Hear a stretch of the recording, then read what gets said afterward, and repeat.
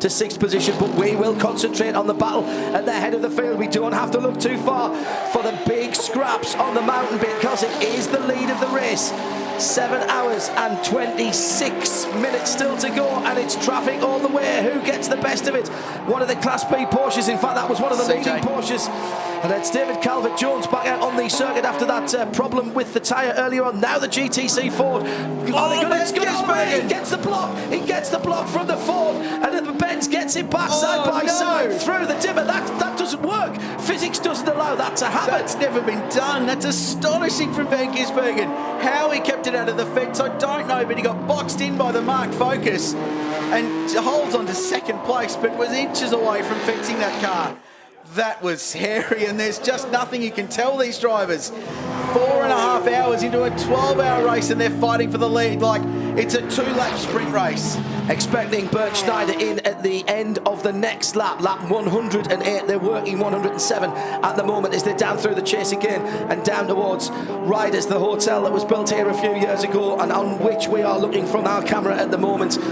Here he goes. The guys down at the Chicane Bar and Restaurant getting a fantastic look at the battle for the lead down into Maguire's for the 107th time, and still he can't get it done. Bernd Schneider doing enough, just enough, but still leads the motor race as they head up the mountain one more time. Watch him at turn one, try and fire one down the inside at Hell Corner, not quite.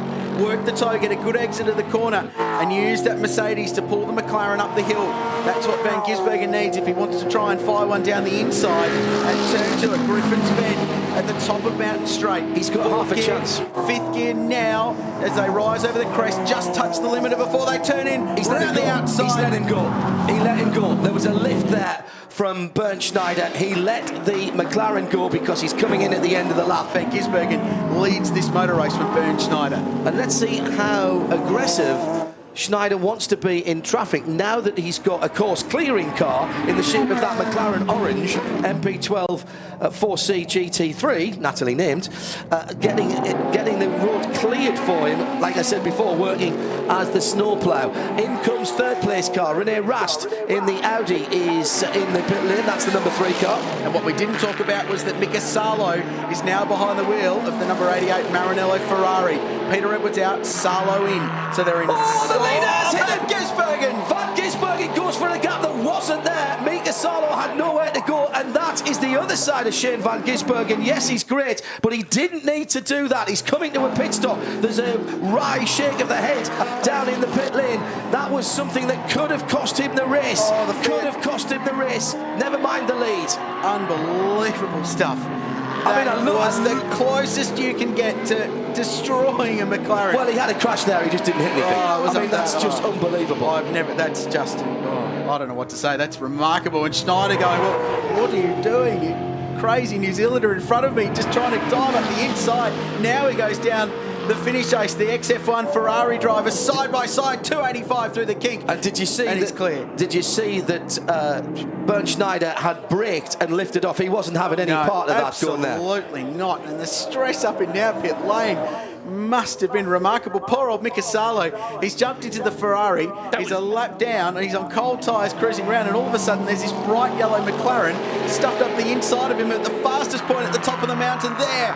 All 4 wheels off the racetrack. That's bonkers driving. I'm sorry, I love the fact that he's dragged back, but that is bad decision making, and that is a low percentage move. A low percentage move. Watch Tony. There's just a subtle shake of the head. There's no need to do that.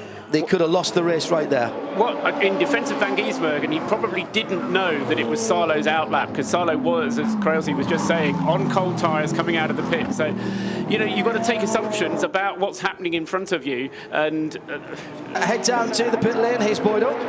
Shane Van Gisbergen, what is it like to be the fastest man ever around Mount Panorama? Oh, that's pretty cool, but you have to look at that car. That McLaren is unbelievable, and consistent laps, and the heat is really suiting the Pirelli tyres, and I think we did 2.5, maybe 3 stints on them, and still doing 4s at the end. It's amazing. A stunning session for you. I mean, to be so far down, nearly 30 seconds off the lead, and to get up there and battle for the race lead, you must be so in tune with the beast.